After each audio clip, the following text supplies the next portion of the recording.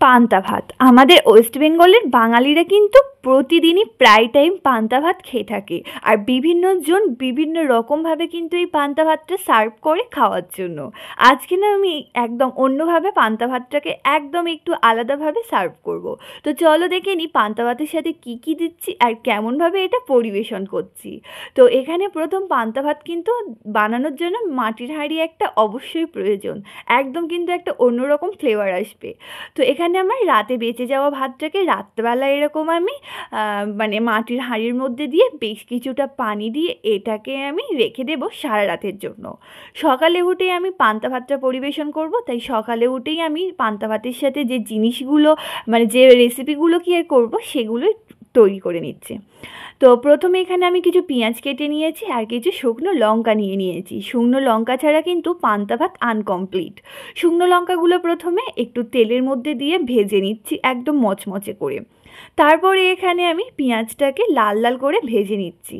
নিয়ে এখানে শুকনো লঙ্কা আর পেঁয়াজটা লবণ দিয়ে খুব ভালোভাবে একসাথে মেখে নেব। শুকনো লঙ্কাটা কিন্তু একদম আলাদা লেভেলেরই একটা ফ্লেভার আনবে।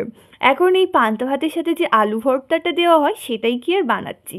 তো এখানে আমি কিছু আলু এরকম প্রেশার কুকারে সিদ্ধ করে নিয়েছিলাম, সেটা এই পেঁয়াজ আর যে শুকনো লঙ্কার পেস্টটা করে রেখেছি মানে মিক্সারটা করে রেখেছি তার মধ্যে দিয়ে দিলাম।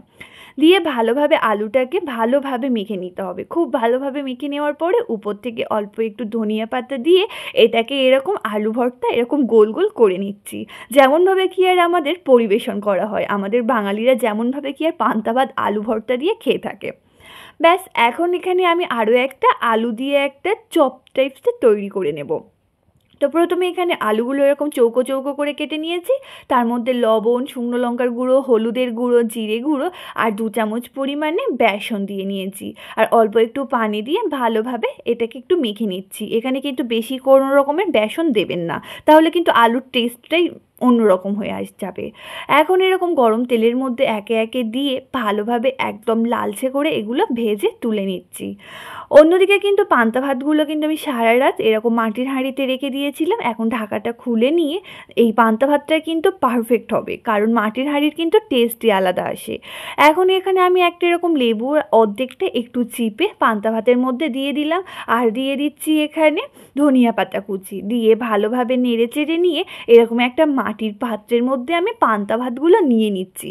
আর পান্তা ভাত কিন্তু মাটির পাত্রে খাওয়ার একটা আলাদাই মজা, যেটা কিন্তু এখন আমরা কেউই খাই না।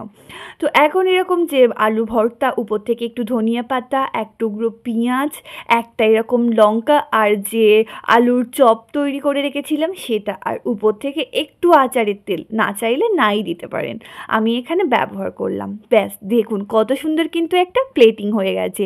এইভাবে একবার হলেও